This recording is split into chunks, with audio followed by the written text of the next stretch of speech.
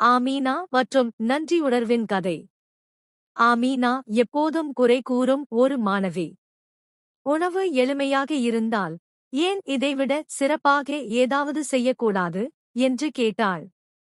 வானிலை சூடாக இருந்தால், ஏன் இவ்வளவு கடினமாக இருக்கிறது என்று கேட்டாள்.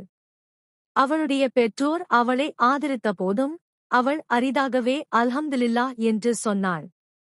ஒரு நாள் அவளுடைய ஆசிரியர் வகுப்பிற்கு ஒரு பணியை கொடுத்தார். உன் வாழ்க்கையில் 10 ஆசீர்வாதங்களை எழுது. முதலில் ஆமீனா எனக்கு அதிகம் இல்லை என்று நினைத்தாள்.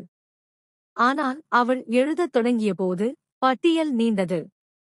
அவளுடைய பெற்றோர், அவளுடைய உடல் நலம், அவளுடைய வீடு, குரானை படிக்கும் திறன், சுத்தமான தண்ணீர், நண்பர்கள் மற்றும் இன்னும் பல.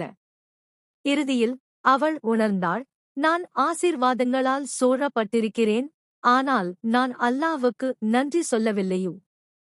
அன்றிரவு அவள் 2 ரகத்கள் தொழுது, எல்லாவற்றிற்கும் அல்ஹம்துலில்லாஹ் என்று கிசுகிசுத்தாள்.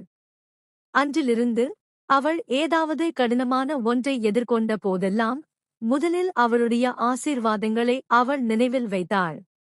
அவளுடைய இதயம் மிகவும் அமைதியானது, மேலும் அவள் அல்லாஹ்விடம் நெருக்கமாக உணர்ந்தாள்.